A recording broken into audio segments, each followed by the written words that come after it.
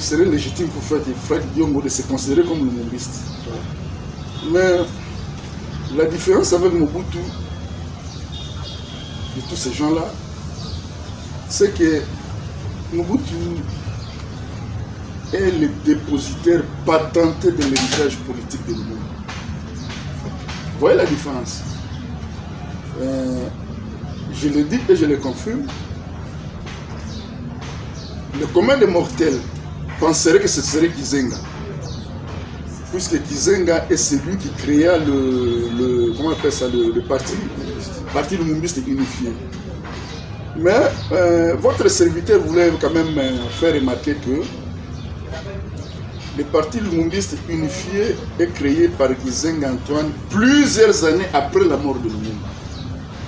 Ça, c'est le premier point. Je suis en train de démontrer que, en fait, le vrai héritier politique de Lumumba, ce n'est ni Kizenga, ni Gouania Christophe, ni Soumialo, et peut-être, excusez-moi, ni Mzee Laurent Désiré Kabila, mais c'est Mobutu. Qui se disait tout le temps être le. Non, retenons la nuance. Ils sont lumumbistes, mais ils ne sont pas dépositaires de l'héritage politique de Lumumba, au même titre que Mobutu.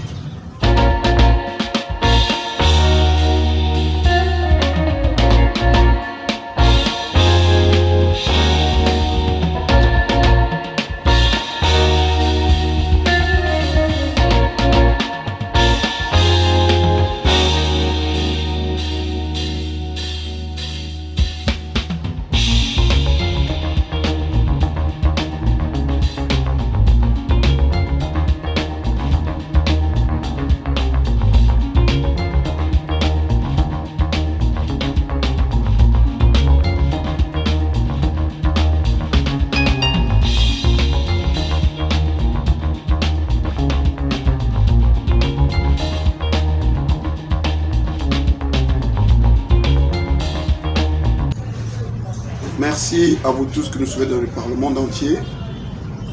Je peux dire bonjour, je peux dire bon après-midi, je peux dire bonsoir.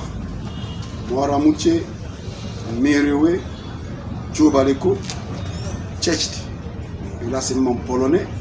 Bon dia, boa tarde, boa noite.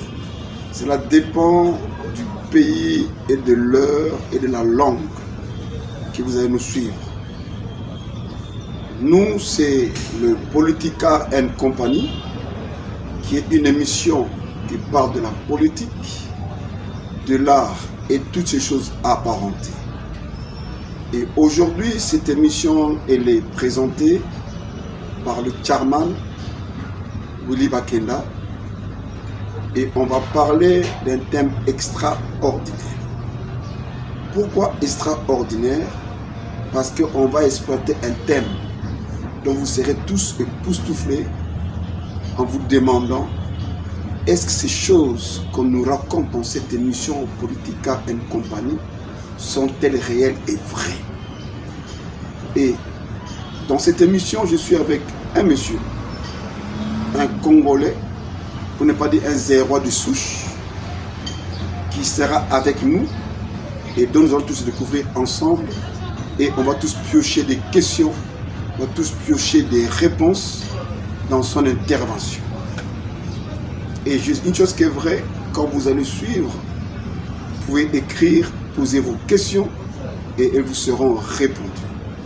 Voilà pourquoi nous allons saluer notre très cher invité. Oui, moi c'est M. Faustin Bosengue Lokasola.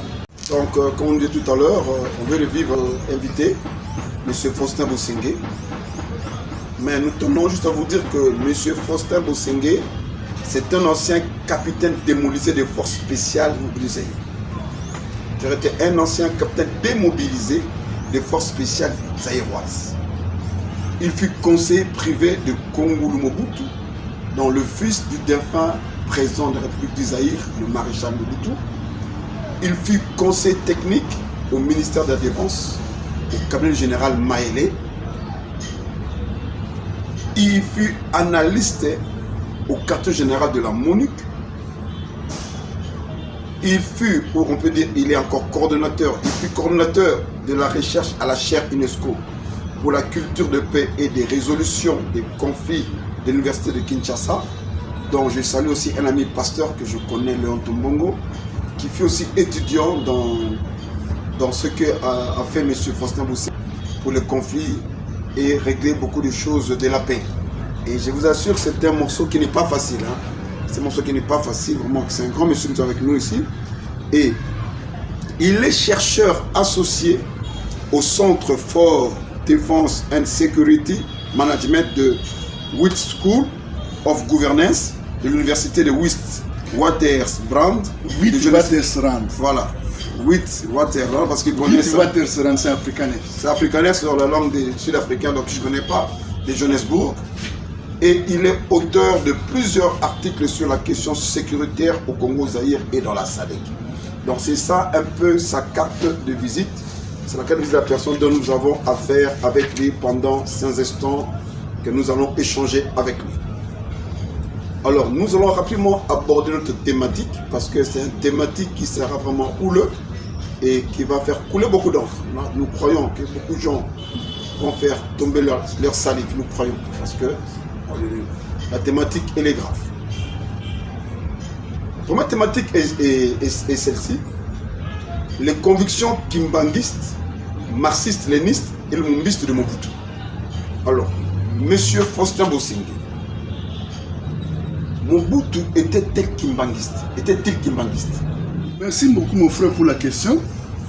C'est curieux quand même, parler de Mobutu kimbanguiste, nationaliste, mumbiste.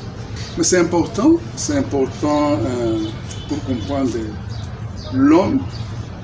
Il faut en saisir tous les contours. Le titre du livre déjà dit le vrai Mobutu. C'est que quelque part il y a eu un faux Mobutu. Et c'est ça le but de la démarche, aller dans la profondeur des choses, aller au-delà de la rumeur, de l'intoxication, de la manipulation d'opinion, et faire un travail de recherche pour ressortir les dimensions réelles, humaines et réelles de la personne. Et dans cette dimension, il y a notamment ses convictions religieuses. Le maréchal Mobutu n'était pas un kimbanguiste pratiquant. C'était plutôt un catholique, fervent catholique. Je suis quand même mieux placé pour le confirmer le peu de temps que j'ai eu à le voir de loin, à partir de la famille, de sa famille, puisque c'est important que je le dise ici. Le distingué frère a parlé des rapports avec le Congo, j'étais collaborateur de Congolou, mais à part ça, j'ai eu à passer le début de ma carrière militaire avec le grand frère de l'Est, au pluriel, de Congo. Je suis de la 12e promotion de l'école d'officier. Et ça signifie que nous avons passé la formation militaire de base ensemble avec Manda Mobutu, Wemani Niwa, Konga Mobutu et Cessé Mobutu. Et pour aller même plus dans la profondeur, malheureusement il n'est plus de ce monde, mais je crois que Cessé, Sierra, Cessé, il pourrait me suivre. Le premier jour, on arrive, on nous donne la formation militaire.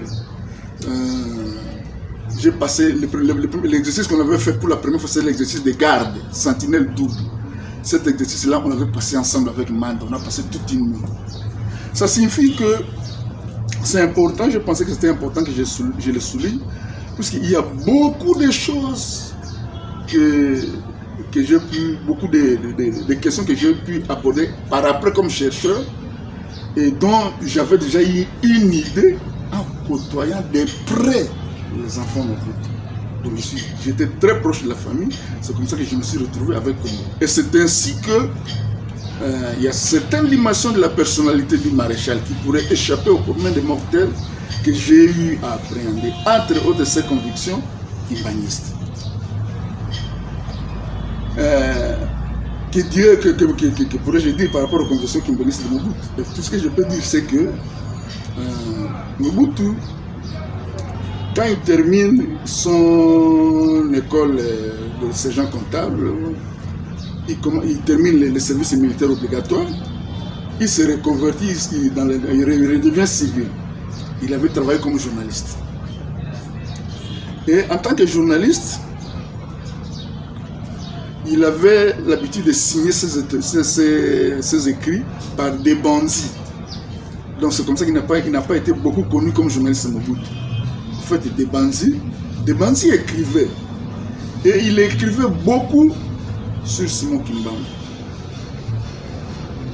Les jeunes journalistes, des bandits, en fait, Joseph Désiré Mobutu, alias des bandits, a beaucoup écrit sur Simon Kimbangu. Et c'est en relisant par la suite ses écrits en tant que chercheur que votre serviteur est arrivé à ces constats-là, à constater cette réalité-là que l'homme avait une essence kimbanguiste en lui. Et ceux qui connaissent un peu l'histoire du pays, ils savent que l'église kimbanguiste, notamment Papa Joseph Ngangenda et tout le monde était très proche de Mobutu. Pour le moment, je me limite là, mais j'y reviendrai sur les acquaintances entre le président Mobutu, qui était plutôt un pratiquant catholique, mais qui était très très proche de l'église kimbanguiste. C'est ce qui me fait dire qu'il avait intériorisé la théologie de libération de Simon Kimbangu. J'y reviendrai quand je parlerai de sa politique. Ok, nous venons tous d'écouter M. Faustin Bosengue, notre chercheur, sur le Conso Mobutu, sur le kimbanguisme. Donc, si nous comprenons très bien, il fut vraiment des souches nationalistes. Parce que Kimbangu a été reconnu parmi les premiers leaders congolais qui ont fait peur à l'État colonial de l'époque. C'est les gens qui nous dirigeaient, ils ont eu peur de Kimbangu. Et nous sommes reconnaissants pour cette explication. Et comme M. Faustin Bosengue a dit qu'il y reviendra, je crois que nous en reviendrons pour en échanger. Mais maintenant, Mobutu aussi, j'ai vu les convictions, parce que c'est dans le livre qu'il a écrit, hein, les convictions marxistes-lénistes de Mobutu. Comment expliquez-nous que Mobutu était marxiste-léniniste, pourtant il était capitaliste? Comment expliquez-vous ça? Merci pour la question. Avant de lui répondre, je voudrais ajouter que Mobutu était, en plus du fait qu'il était kimbanguiste, il était surtout, comme vient de le dire le distingué frère, il était un nationaliste. Ça, je crois qu'on n'en parle pas suffisamment. Mobutu n'était pas un mobutiste, je l'ai dit dans mon livre. Mobutu n'a jamais été un mobutiste. Mobutu, nous qui le connaissions, je viens de le dire, à travers des échanges avec sa progéniture, et non modeste, non recherché en tant que modeste chercheur, nous sommes arrivés à la conclusion que c'était un nationaliste lumumbiste, convaincu et convaincu. Mobutu était foncièrement nationaliste et lumumbiste. Je ne veux pas y revenir sur la définition des nationalistes, mais je l'ai dit pourquoi, puisque nous verrons que la carrière politique, nous y reviendrons quand nous parlons des mariages entre Mobutu et l'Occident. Toute la carrière politique de Mobutu n'a été qu'un combat à répétition contre le néocolonialisme. Et c'est dans ce sens-là, comme la théologie de Simon Kimbangu se fondait sur le nationalisme, et Mobutu était aussi très réceptif sur le nationalisme et très proche de Lumumba par rapport aux convictions nationalistes de Lumumba. Donc voilà, c'était un nationaliste kimbanguiste. Maintenant, pour arriver à la question de mon estimé frère, c'est curieux quand même de parler de Mobutu marxiste-léniniste. Tout le monde sait que Mobutu était un capitaliste, un fervent même capitaliste, un bon serviteur de l'Occident. Chers compatriotes, chers citoyens du monde, rien ne serait plus faux qu'une telle affirmation. Mobutu n'était pas un capitaliste. Mobutu était une âme. En fait, c'était foncièrement un maoïste. Et pour être un peu plus détaillé, nous pouvons dire que c'était un marxiste-léniniste. En fait, Mobutu n'était pas un intellectuel marxiste-léniniste. Mais il a commencé sa carrière politique par des convictions marxistes-léninistes qu'il a gardées toute sa vie et pendant toute sa carrière politique. Je vais donner quelques faits. D'abord, avant d'arriver aux détails, prenons le fait que le parti de Mobutu s'appelle Mouvement populaire de la Révolution. Impérancible. Mais le commun des mortels devait quand même se poser des questions. Comment on est dans un système capitaliste? Mais ça, c'est une terminologie à consonance de l'Est populaire. La preuve est que juste en face de nous, quand nous on avait les forces armées zaïroises, en face ils avaient l'armée populaire nationale. Puisqu'ils étaient des marxistes-léninistes. Et même quand Gizenga, le doyen Gizenga, le doyen Christophe Sumalo, ils ont créé la République populaire du Congo à Stanleyville, c'était d'obédience communiste. Donc, au fait, cette appellation des populaires vient de l'essence communiste et des convictions politiques de Mobutu. D'où sont venues ces convictions-là? Voilà. Pour comprendre que Mobutu était un marxiste-léniniste, je ne dis pas qu'il était un intellectuel marxiste-léniniste, mais il était pro-communiste, en fait un maoïste de conviction. Il faut remonter la genèse de sa carrière politique, notamment lorsqu'il va dans l'armée. Le premier contact politique que Mobutu fait dans l'armée, c'est avec Pierre Moulay. Voilà maintenant, pour comprendre l'âme communiste et marxiste-léniniste de Mobutu, il faut partir de ces acquaintances avec Pierre Moulay. Pierre Moulay, c'est qui? On y reviendra peut-être en détail quand on parlera de l'assassinat de Pierre Moulay. Mais à ce niveau, on peut se limiter à dire que c'était un autodidacte. C'est un fils d'un infirmier d'Idiofa, dont le père avait l'habitude de suivre les informations par la radio. Et en tant que jeune adolescent, chaque fois que son père suivait les émissions, il était à côté, comme il était très éveillé. Et c'est comme ça qu'il a pris, il a eu vent enfin, il a connu le phénomène Mao Tse-tung.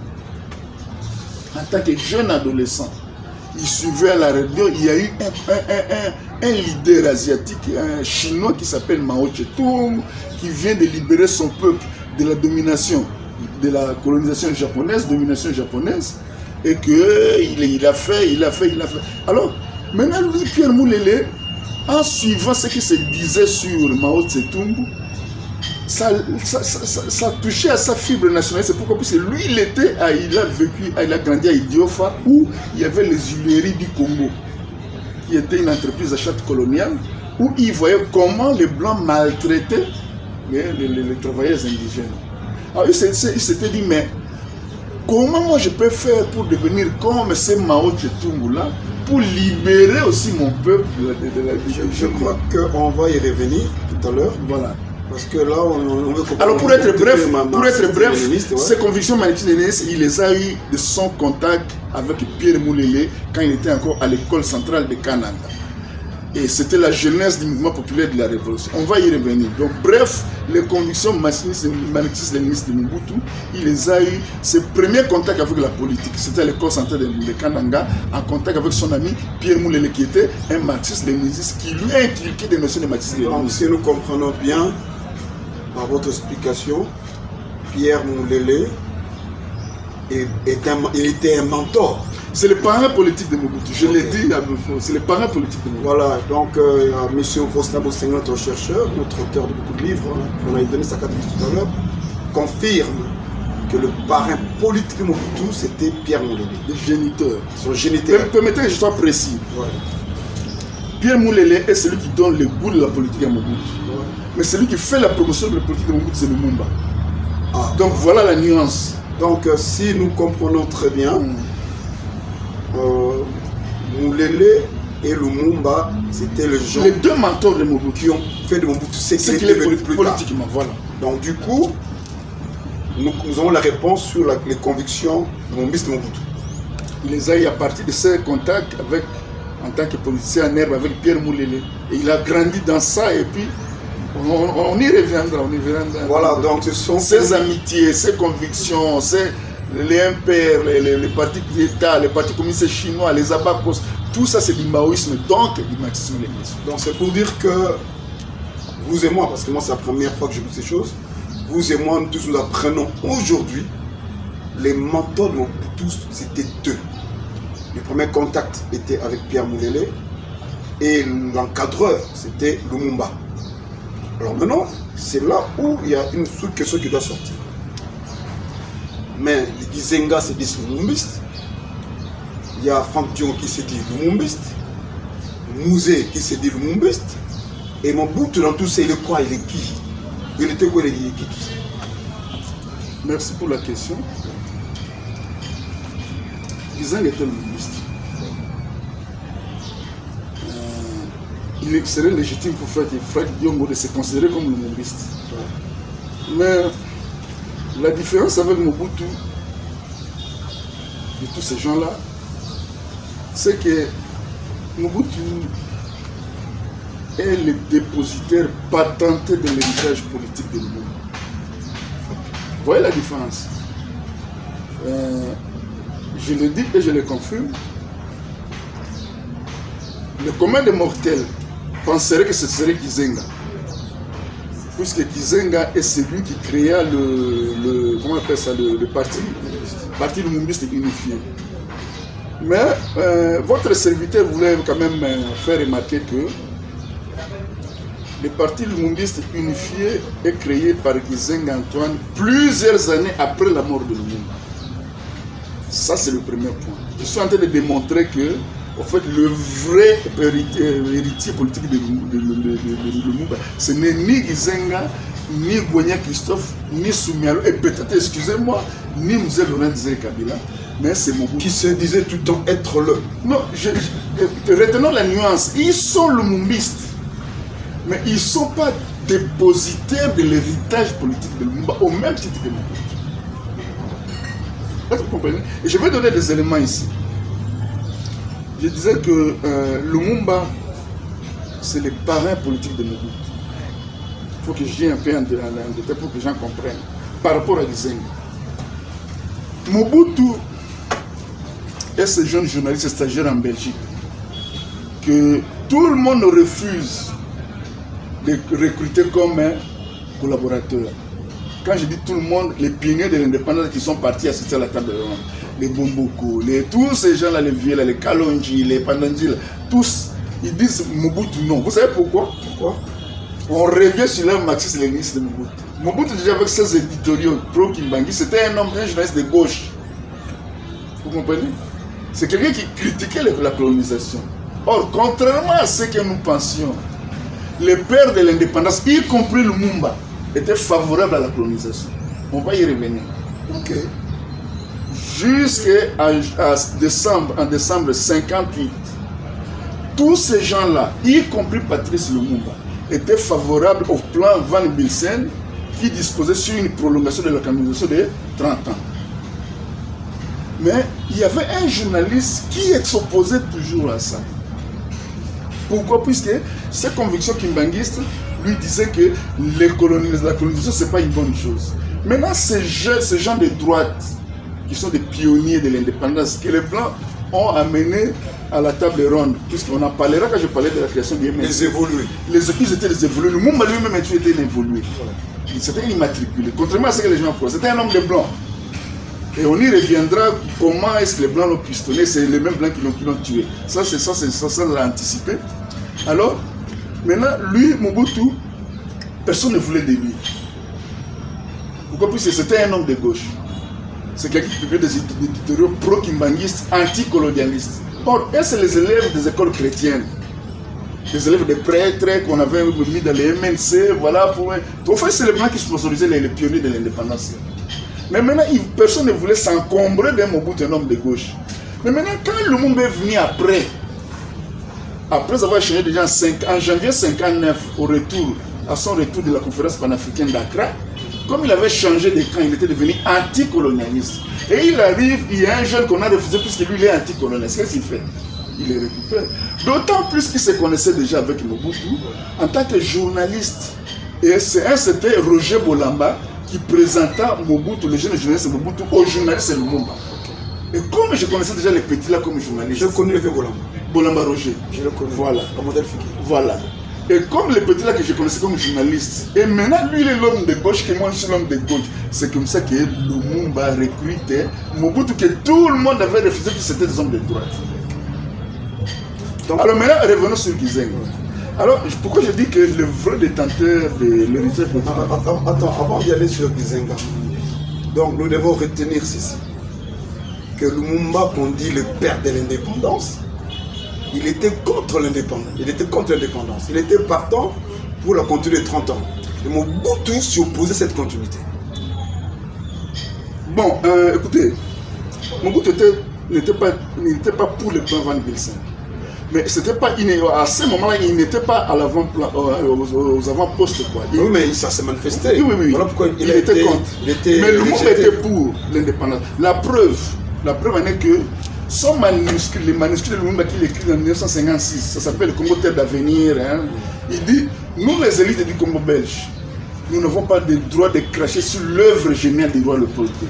Donc, la colonisation. Ça, c'est un des deux.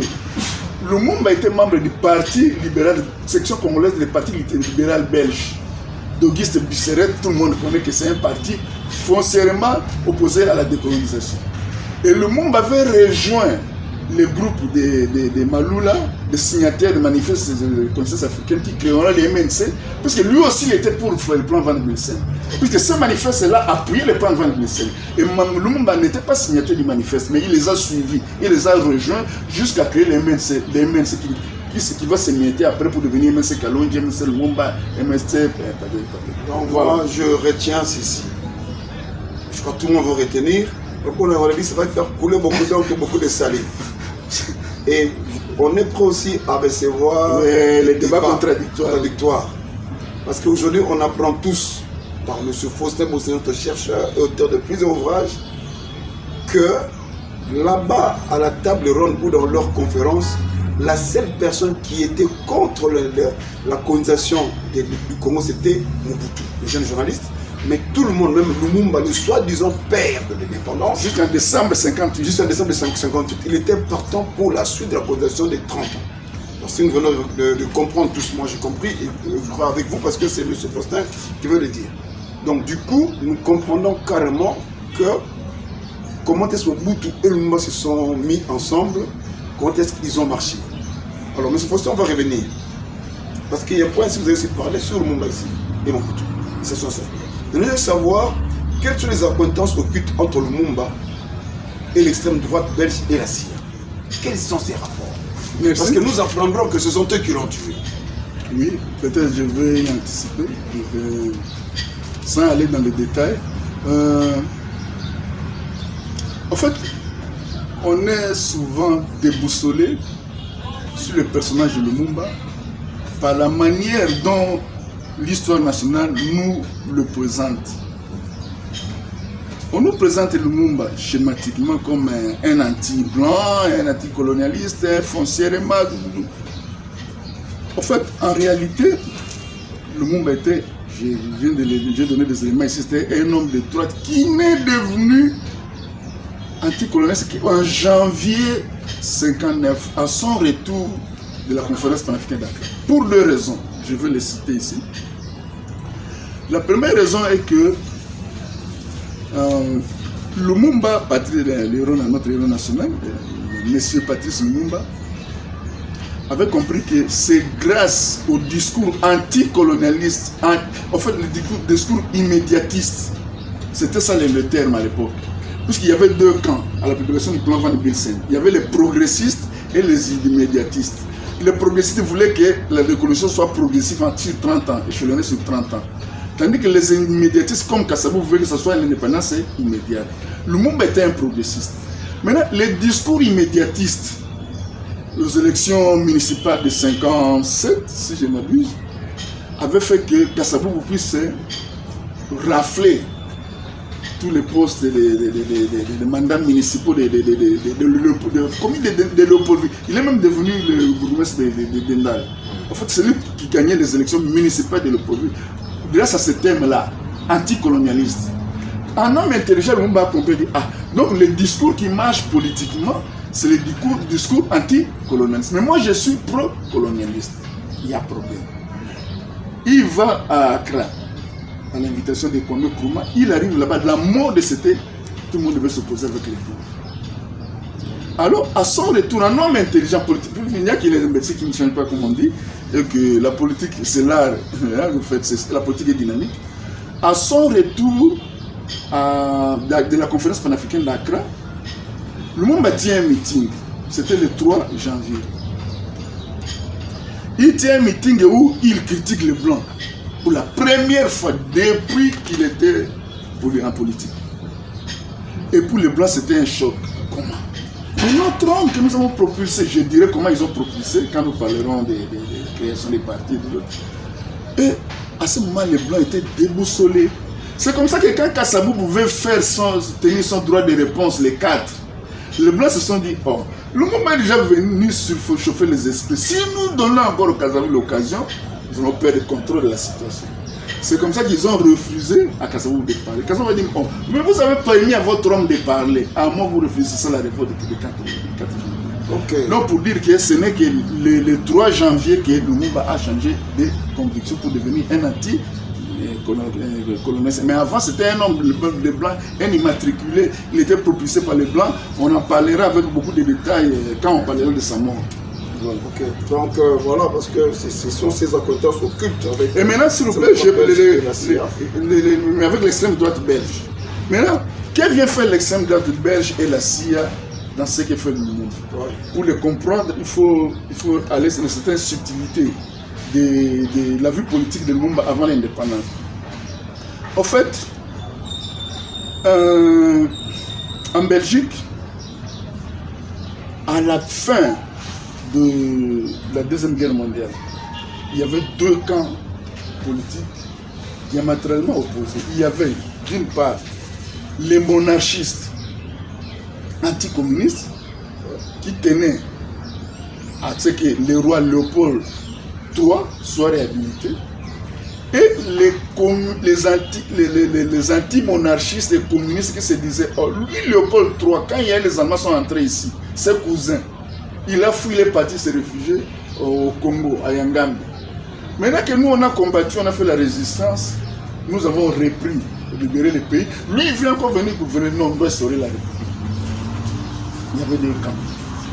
Il y avait les monarchistes catholiques qui tenaient au maintien de la royauté, et il y avait les anticommunistes, non, les communistes anti-monarchistes qui voulaient qu'elle soit instaurée la République. Maintenant, les monarchistes là, c'est aussi important. Leur chance c'était parce qu'aux États-Unis, il y avait un mouvement qu'on appelait le macartisme. C'était une dynamique de combattre tout ce qui est communiste. Avec les sénateurs McCarthy. Et maintenant, les macartistes américains, c'est eux qui ont créé ce qu'on appelait les réseaux Gladio. Okay. Et c'est ces réseaux Gladio-là qui appuient Lumumba pour les promouvoir, pour lui faire contrepoids contre Kassabou. Et maintenant, bon, je suis déjà anticipé sur sa mort, mais je dis les accointances maintenant, ces gens-là, la plupart de ces membres de ces réseaux-là étaient des gens de la CIA. Par exemple, je donne un exemple. L'ambassadeur Lawrence Larry Delvin à Kinshasa, chef de section de CIA de Kinshasa, était également membre de ces réseaux-là. C'est lui qui va faire tuer Lumumba. Le comte d'Aspremont Linden, on y reviendra en détail, il était membre de ces réseaux et de la CIA. Maintenant, le plus clair, le plus précis, c'est le voyage que Lumumba organise aux États-Unis en juillet 1960. Juste un mois après son pouvoir. Ce voyage était organisé par la CIA grâce à un certain Suisse qui s'appelle Edgar Detwiller. C'est un agent opérationnel de la CIA qui a dit à Lumumba, malgré que vous avez trahi, vous avez trahi vos gens du réseau Gladio en humiliant le roi de Belge le 30 juin. Mais comme vous avez encore, vous êtes un des nôtres, je vais vous amener auprès des Américains qui vont vous soutenir, vous donner un appui militaire pour vous faire contrepoids à Sankara Kassabou qui vient de recevoir des para-belges. C'est la CIA qui organise ce voyage-là. L'agent opérationnel de la CIA, c'est le Suisse Edgar de Twiller. Et Lumumba est bien reçu à New York. Maintenant, il commet une erreur.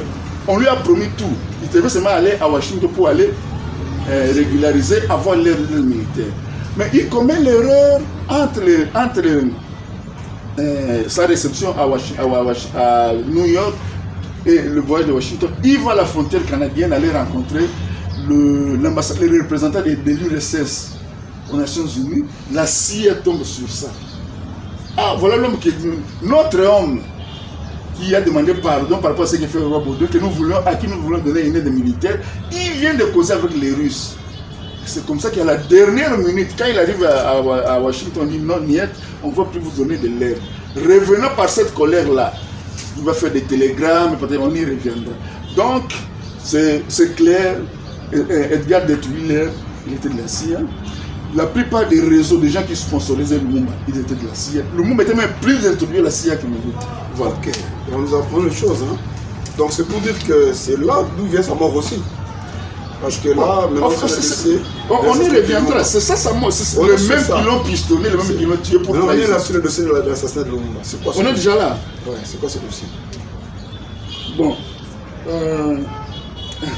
L'assassinat de Patrice Lumumba, c'est l'un des dossiers les plus controversés de l'histoire et qui charrie le plus de contre-vérités par rapport à notre histoire nationale. Pour le commun des mortels, Lumumba a été assassiné par la CIA et la sécurité belge avec la complicité de Lumumba. Qui les récompensait. C'est l'histoire connue de tous. Voilà. Avant d'aller dans les détails, je dis d'abord, je donne 4 documents historiques qui attestent que Mobutu était vraiment loin de l'assassinat de Lumumba. Il y a le Parlement belge avait diligenté 2 enquêtes parlementaires en 2000 et 2001 pour parler, disons, c'est question de l'honneur de la Belgique a été suivi par rapport au musulman. Il fallait qu'on connaisse la vérité, faire les points sur l'assassinat de Lumumba. Et les 2 rapports parlementaires de 2000-2001, ça fait 2 rapports. Dans la même logique, le Congrès des États-Unis avait diligenté une enquête. Un document, c'est la thèse de doctorat de Jacques Bransens, qui était commandant de la gendarmerie katangaise au moment des faits. Enfin, celui qui réceptionnait Lumumba, qui organisait les périodes d'exécution, tout. Suivez-moi, mes frères, mon frère Willy.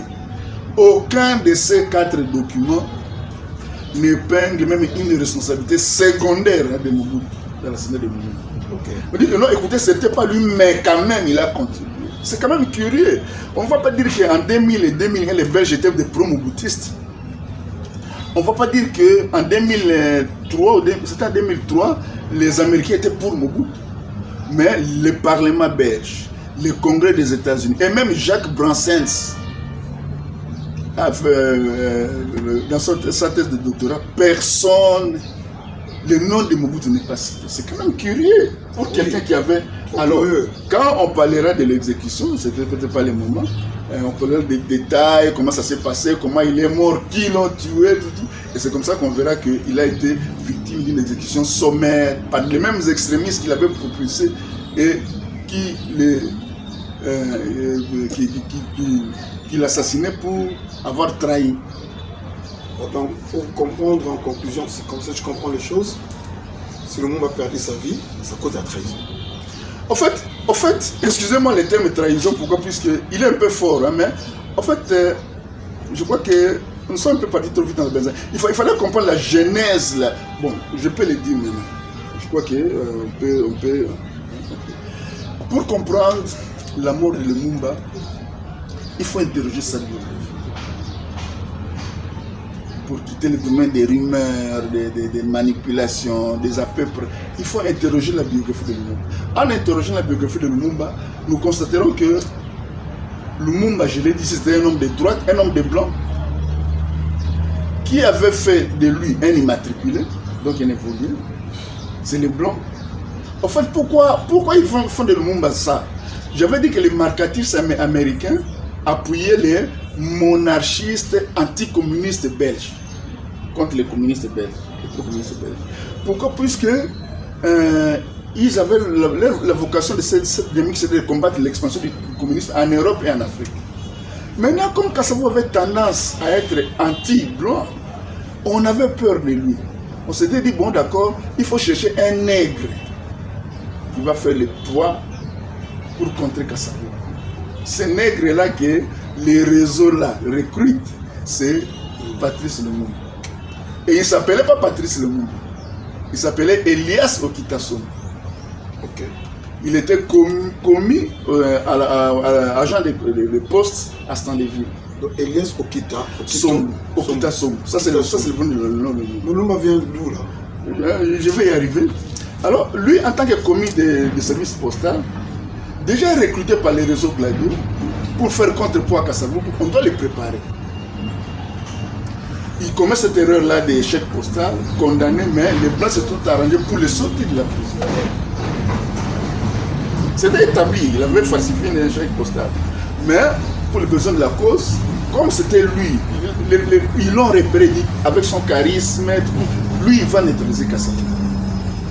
Et ils ont pris Lumumba, un certain Michel Relecom. C'était le patron de l'actuel Unibra, c'était une affaire belge, mais membre de ces réseaux et de la CIA. C'est lui qui s'occupe de Lumumba. Il le fait sortir de la prison à Stanleyville. Maintenant, comme la réputation était déjà un peu gâchée à Stanleyville, il devait le déplacer à Kinshasa. Et maintenant, pour faire table rase sur le passé, il changeait de nom. Ok. Ouais. Et maintenant, arrivé à Kinshasa, c'est le même gens-là qui vont faire en sorte qu'ils deviennent à la tête du MNC. Pourquoi? Puisqu'on crée les MNC, je l'ai dit ici. C'est les Blancs qui créent les MNC, le Mouvement National Congolais. Je vais aller un peu plus en détail pour mieux comprendre. Le Mouvement National Congolais, pourquoi le Mouvement National Congolais? Parce que d'après l'histoire courante, ça c'est les anti-blancs, les MNC. Non. Le Mouvement National Congolais, c'était le mouvement des Blancs, des colonisateurs. Wow. Pour les créer, ils utilisent l'abbé Albert Maloula, curé de la paroisse Saint-Pierre, qui devenait futur cardinal.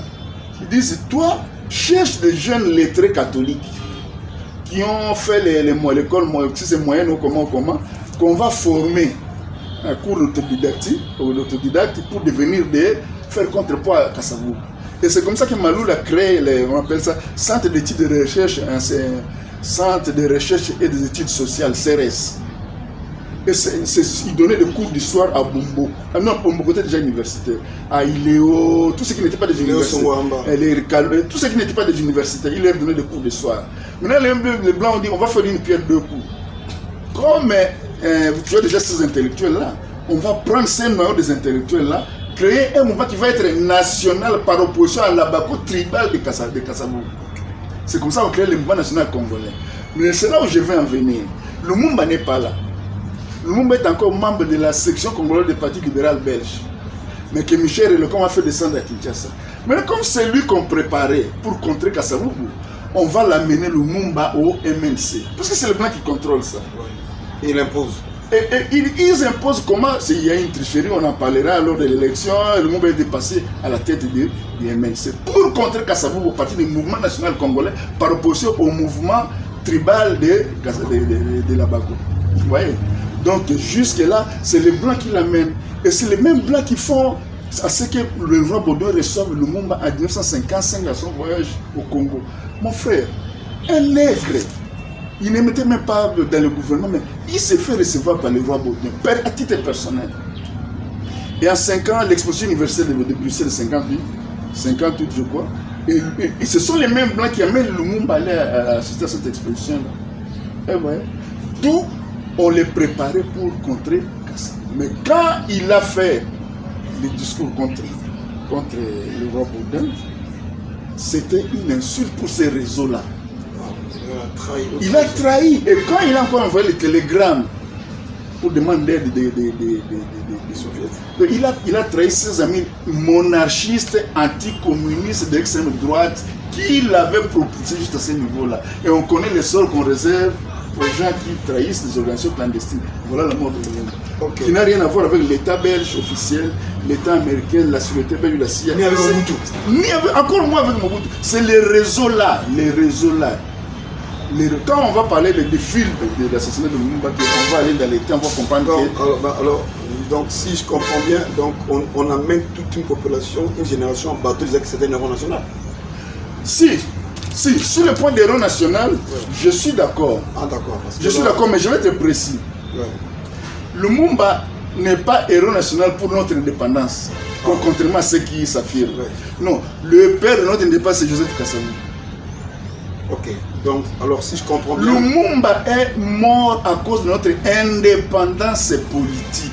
Il peut être le martyr de notre indépendance. Parce que lui, quand il est devenu anticolonialiste, il tenait à la nationalisation de l'Union minière de Haut-Katanga, que Mobutu avait fait en 1967, mais lui, il tenait. Et parmi les raisons de sa mort, il y a aussi ça.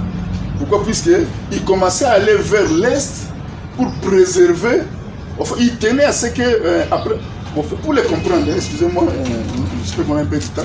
Pour comprendre, il faut partir du fait qu'en 1960, quand à la table ronde de Bruxelles, à la table ronde économique, une des résolutions était que toutes les entreprises coloniales à Tchad repassaient des droits du droit belge, du droit congolais au droit belge. Même quand les gens disaient Mobutu a trouvé les caisses de Kassabou, non, les caisses étaient vides. Pourquoi? Parce que toutes ces entreprises-là, leur argent était dans des banques en Belgique.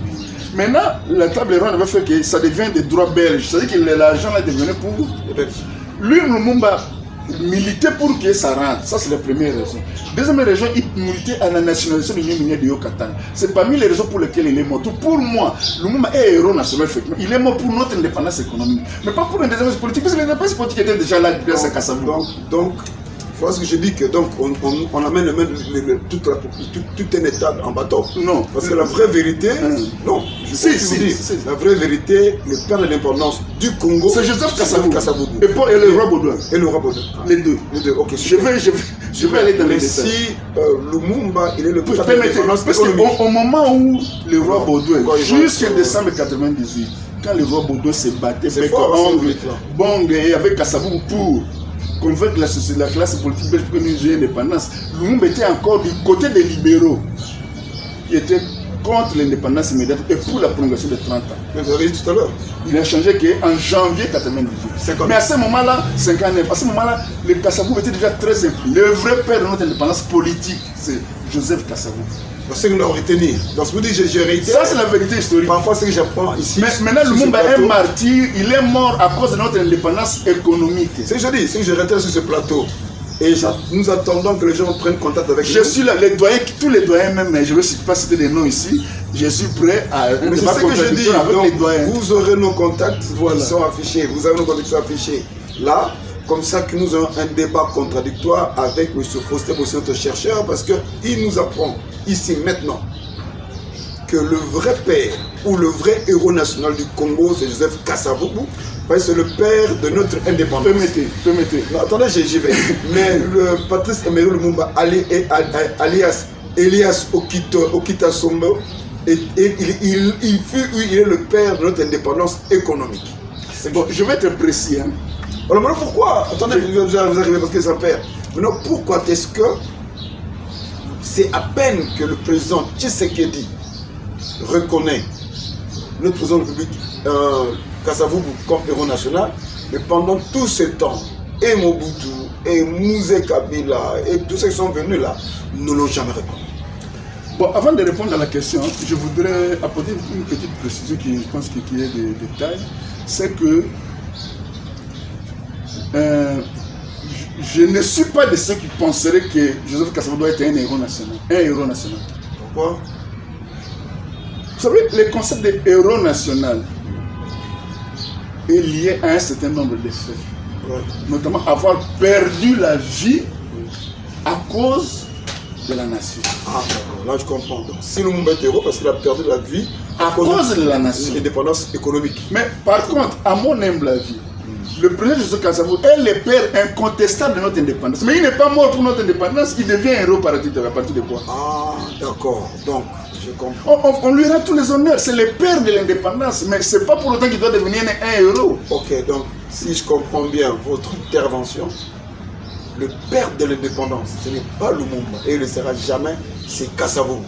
C'est le seul. Pas l'indépendance, c'est Kasavubu. Mais notre héros national, c'est Lumumba. Puisque lui, il est mort à cause de notre indépendance économique. Voilà, mais Kasavubu n'est pas mort à cause de la nation. Il est mort par maladie. Mais oui, mais après, il devient héros. Mais c'est bien noté, mais il n'y a jamais, à mon humble avis, je suis héros de souche, jusqu'à devenir congolais, à mon humble avis, je n'ai jamais écouté ça.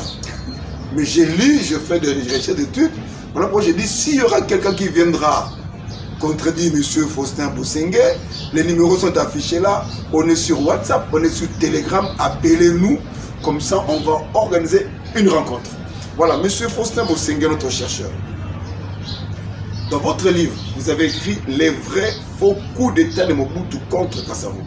Alors pourquoi vrai, pourquoi faux coups d'État de Mobutu contre Kasavubu? Merci de la question.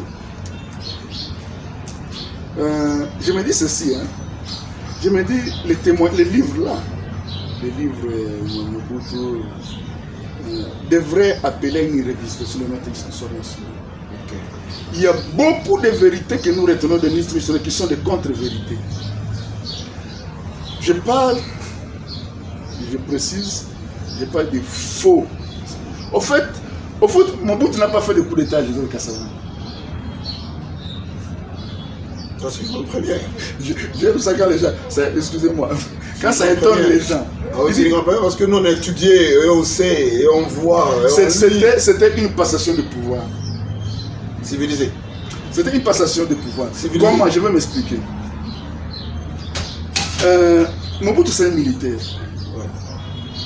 En 61, janvier 61, on tue Lumumba au Katanga. Et ça s'est vécu juste aujourd'hui que Tshombe avait participé, ce qui est faux. J'ai les éléments, on y reviendra. Il n'y a rien qui démontre que Tshombe avait participé à la mort de Lumumba. On y reviendra. Mais le commun des mortels avait retenu ça. Là, on doit le Katanga appeler l'excellence Kazembe, tous ces gens-là. Les Babakyou. Moi, je suis là, je suis prêt. Parce que moi, je parle des faits, des faits historiques. Ouais.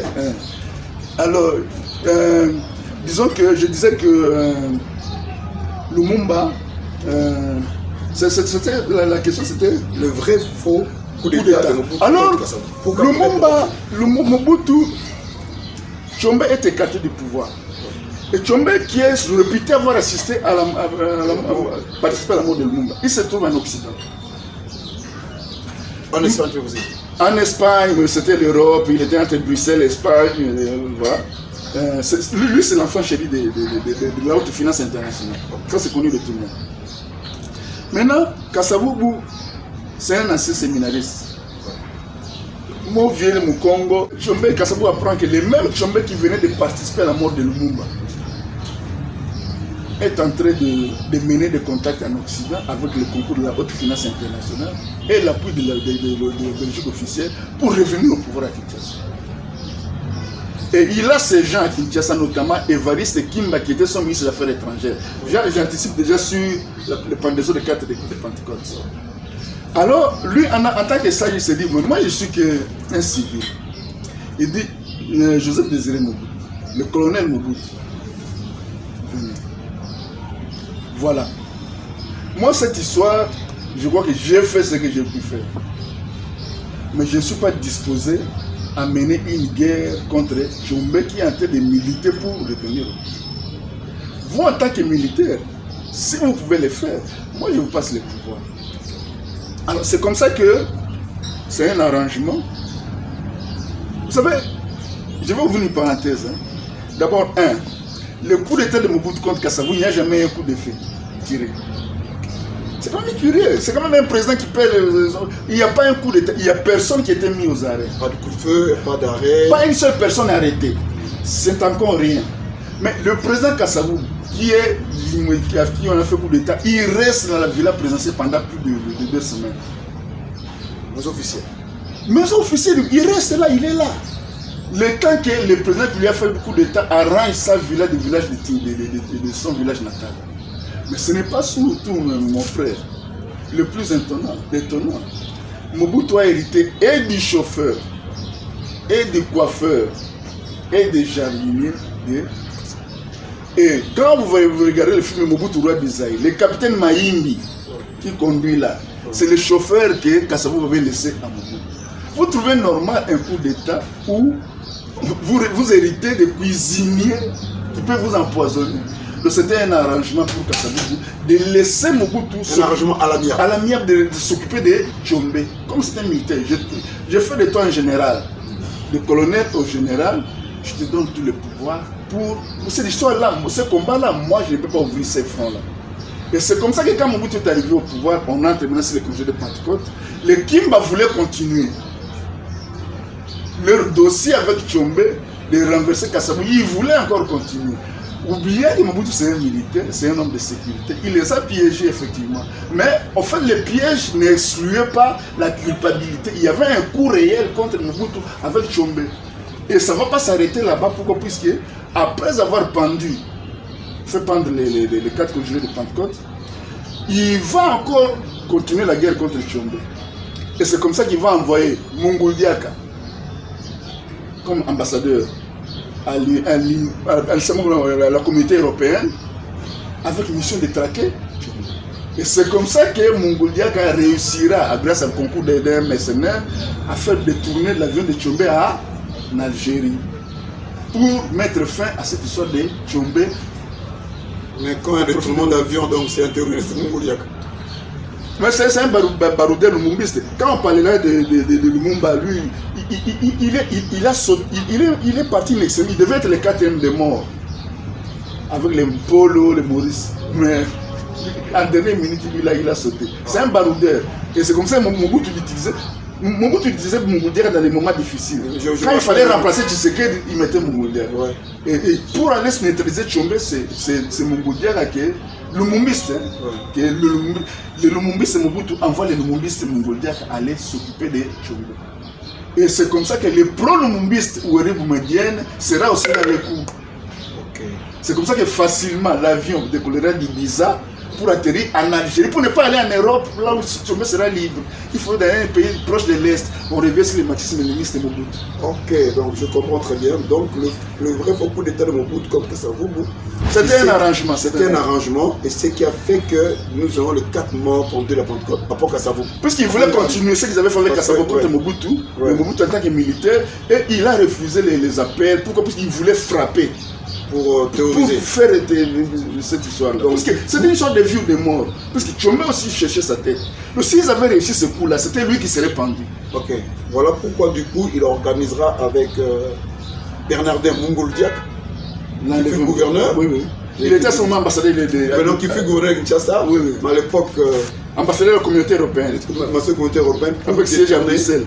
Pour détourner l'avion de la ville balnéaire d'Espagne, d'Ibiza en Espagne jusqu'en Algérie, chez Boumedienne. Puisqu'il sait qu'en Algérie, les Blancs, les Occidentaux n'Europe, puisque l'Algérie était anti et était pour l'Est. Oui, mais nous invitons même l'excellence ministre Thomas Louaka.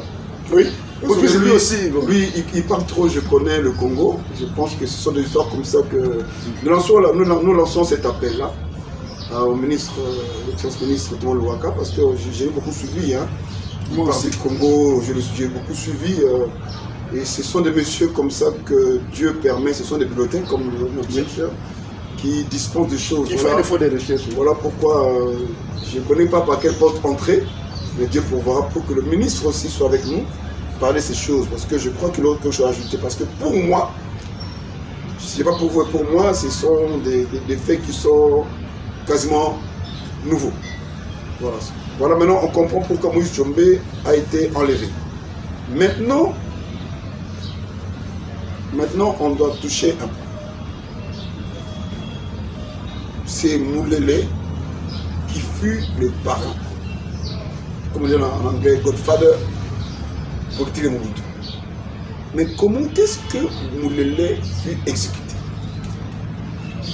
Merci pour la question. Vous avez dans votre livre. Oui, merci pour la question. Pour saisir hein, les tenants et les aboutissants de ces très tristes affaires hein, de l'exécution de Moulele par les généraux de Mobutu, à l'insu de Mobutu. Ils l'ont fait à l'insu de Mobutu. Je vais donner des éléments. Ils l'ont fait pour mettre Mobutu devant un fait accompli. Alors pour les comprendre, il faut partir du fait que il faut remonter à l'école centrale de Lulobour. Attendez, une question autre chose. Comment est-ce que Moulele, qui fut le godfather politique de Mobutu, puisse être rebelle? En fait, comme Mobutu est président, c'est naturel, puisqu'ils sont tous du côté du marxisme et léninisme. Et Mobutu et Moulele, et Antoine Mandou. Voilà les trois créateurs du MPR. Je l'ai dit là, puisque beaucoup de gens ils prennent la paternité du MPR, ils ont créé le MPR. Non, le MPR a été créé à Lulobour par 3 élèves sergents comptables. Joseph Désiré Mobutu, d'abord Pierre Moulele, c'est Pierre Moulele, élève sergent comptable Joseph Désiré Mobutu, et puis élève sergent comptable Antoine Mandungu. C'est Boulaniati qui est après, Antoine Mandungu, qui se retrouve en tant que des marxistes-léninistes en herbe, des fanatiques de Mao Tse-tung, de créer un mouvement qui ressemble à ce que Mao Tse-tung avait fait, qu'ils appellent le mouvement populaire de la révolution. C'est depuis la 50 ans à Lulobour. Okay. C'est comme ça que quand Mobutu prend les pouvoirs en 65, voilà, on veut pas dire de Moulele. Il prend les pouvoirs en 65, en 66, il est responsabilise Kabaïd. Kabaïd ou Kabaïd, les vieux Quinois là. Nous avons connu. Alors pour créer le sévère corps de volontaires de la République. C'était un semblant déjà, c'était toujours les MPR, mais ce n'est pas encore les MPR. Pourquoi? Puisque les MPR, c'est le mouvement populaire de la révolution. C'était encore chaud. Il fallait donner des conversations marxistes-léninistes. Alors, Kabaïd, il fait le sévère, mais l'expérience n'a pas beaucoup porté. Maintenant, en 67, il crée le mouvement populaire de la révolution. Le vieux rêve. Pierre Moulele. En fait, avec Antoine Mandungu. C'est comme ça qu'il s'est dit, bon d'accord, en 68, il fait venir, il envoie des invitations à Pierre Moulele qui était à Brazzaville et à Antoine Mandungu qui était dans un pays de l'Est. Pour qu'ils reviennent à Kinshasa l'aider. Les rêves d'ensemble, ils avaient créé ça ensemble. Est-ce que vous voyez? Maintenant, Mandungu était encore loin. La chance de Mandungu, c'est qu'il était très loin. Le temps des passeports, des vols, patata. Moulele, comme il était prêt, il dit, moi je suis en déplacement. Pour gagner du temps, va prendre Pierre, amène-les, garde-les chez toi. Quand moi je vais venir, comme ça, alors, lui, il fait venir Pierre Moulele Mandungu pour créer les MPR. Il a déjà créé les MPR, mais pour l'aider à faire asseoir les MPR. Maintenant, quand le temps que Moulele Mandungu traîne, Moulele Bomboko prend Moulele la main, les généraux de Mobutu maintenant, les mêmes qui venaient de placer les compagnons de la révolution, qui venaient de les mettre au pouvoir, ils se disent, ah, regardez, puisqu'en fait, c'est pas faisable, vous pouvez l'appeler Joseph, parce que c'était ses instructeurs à l'école centrale de Canaan. Ils l'ont recruté comme recrue, ils l'ont vu nu, tout. Ah, mais l'enfant là, vraiment, il y a une rumeur qui circulait dans les milieux de l'Église, voilà, Mobutu a fait revenir Moulele pour les nommer ministre de la Défense. Voilà la cause de la mort de Moulele. Okay. Maintenant, ils se disent, ah, quelle humiliation! Mais il y a une autre ineptie de notre histoire nationale. Moulele n'a jamais tué les gens qui s'en vont. Non, il faut arrêter parce que non, on a avec ça. C'est pourquoi je dis que les doyens, hein, je ne peux pas citer des noms ici. Je serais heureux que ce livre, ma publication, soit l'amorce d'un débat. Non, ils vont d'un débat pour une inévitable de notre histoire nationale. Cette histoire de Moulele n'a jamais participé au massacre. Je l'ai dit, je suis devant l'écran. Pierre Moulele n'a jamais participé au massacre de Kisangani. Mais qui ont fait ce massacre de Moulele? C'est comment il s'appelle? Antoine Gizenga, Christophe Boignet et Gaston Soumialo. Après Soumialo. C'est les trois têtes d'affiche qui organisaient les tueries, les atrocités moyennant impossible. On tuait les gens, la lancé tous les mercredis, je crois, à la place de la Poste. C'était terrible, les atrocités à Kisangani. Maintenant, à ce moment-là, Moulele est au Kouilou. Chez lui, il organise sa rébellion au Kwilu, à plus de 2000 km de Kisangani. Mais d'où est venu le problème? Les gens qui tuent les gens, les rebelles qui tuent à Kisangani, ils se disent, nous, on a les fétiches de Moulele, du Kwilu, Batiabandu, du Bazana Bakis. Est-ce que vous comprenez? Maintenant, pour que vous ne soyez pas vulnérables, il suffit seulement de dire Moulele, Maï. C'est tout. On va vous faire des scarifications. Mais quand vous dites seulement Moulele, Maï, vous ne serez pas atteint. Moulele n'est pas là. Il ne participe pas là-bas. Lui, il est dans le Kwilu. Maintenant, c'est parti de rébellion Moulele, Maï, rébellion Moulele. Quand lui il arrive à Kinshasa, pour les généraux, c'était lui qui avait tué tous ces clans-là. On devait l'exécuter comme par vengeance. Pourquoi c'est parti de cette inertie-là de notre histoire nationale qui nous fait croire que Moulele avait participé au massacre de Kisangani, alors qu'il n'a jamais participé à ça. Et maintenant, ils se sont dit, comme lui, il revient demain, il est chez Bomboko, on doit en finir cette guerre. Parce que s'il vient, il sera en vie. L'homme qui a coupé la tête, les bras, c'est pour ça qu'ils l'ont exécuté atrocement. C'était un innocent. Pierre Moulele est mort innocent. Et c'était Mobutu avait recruté. Mais comme il venait à peine d'être abîmé, placé au pouvoir par ses généraux, c'est vieux. C'était le corps central. Il était seul, ils étaient 23. C'est 24 compagnies, quoi. 24. Il était seul. Il ne pouvait pas être l'unanimité, c'était pour la mort de Moulele. Mais nous retenons ceci. Ça, c'est des éléments que j'avance. Il y a d'abord le fait que dans les 5 ans qui ont suivi l'exécution de Moulele, doucement, petit à petit, Mobutu s'est débarrassé de tous ces généraux-là. Mais ce n'est pas tout. Juste après l'exécution de Moulele, il a pris le cousin de Moulele, qui s'appelle colonel Dikuta Bilassang. Il a fait de lui général et il a nommé au poste de secrétaire d'État à la Défense. C'était comme lui-même était le ministre, c'était celui qui faisait office de ministre à la Défense. Et ce n'est pas tout.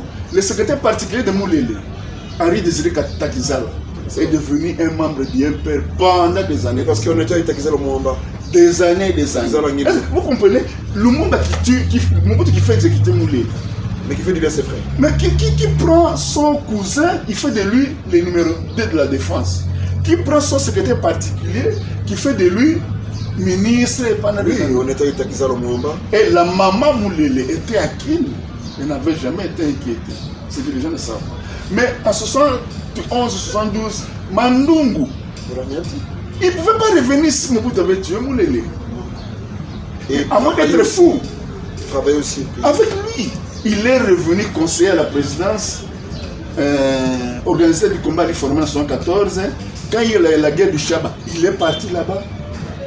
Quand il y a eu, pour sonner ses yeux, gouverner de Chaba après les 2 rébellions, quand il fallait faire la guerre civile pour faire l'anti-terror, puisque Kadhafi menaçait, il a placé Mandungu comme le patron de la guerre civile. Et même quand c'était chauffé à Kin avec les l'IDPS, ministre de l'Intérieur, gouverneur de Kinshasa. Donc, et puis, quand il fallait créer, quand il instaurait le multipartisme, Mobutu avait dit qu'on mettait 3 partis. L'UDPS, le MP, l'UDPS et le FCN. Le FCN, là, c'était Mandungu et Kamanda. Dans le Mumbiste, c'est Mobutu qui créait ça. Okay. Donc, je ne sais pas. Alors, ça c'est des éléments. Mandungu ne pouvait pas être aussi idiot, aussi imprudent, de revenir, même au niveau de la conscience. Et ça, j'ai causé avec malheureusement, il n'est pas en vie, c'est pas bien de citer le nom des gens qui sont. Dans mes recherches, j'avais causé avec le doyen Gérard Kamanda. Il m'a dit ceci, il dit que lui, en tant que. C'était lui, enfin, on n'appelle pas le directeur de cabinet, mais c'était lui qui faisait avant Bisengimana. Et quand il a dit à Mobutu qu'on fasse de Lumumba héros national, en fait, quand Mobutu l'a recruté, parce que Mobutu, ça c'est sûr, le premier initiative de l'humouriste au début. Ça, les gens ne font pas attention. Quand il a pris le pouvoir, les Ndaka, les Albert Ndele, les Kalon, tout, il les a balayés, de 65 à 70. Mais il a pris les Kamitatu, les Mongoldiaka, Gérard Kamanda était le président de l'UGEC, Union des jeunes. Voilà, Kamanda qui était à l'université comme le président de l'UGEC, de l'Union des jeunes étudiants congolais, mais un lumumbiste. Mobutu veut le prendre comme il était jeune avocat, comme un son directeur de cabinet, il dit à vie. Mais toi, le monde sait que toi tu as tué les vieux.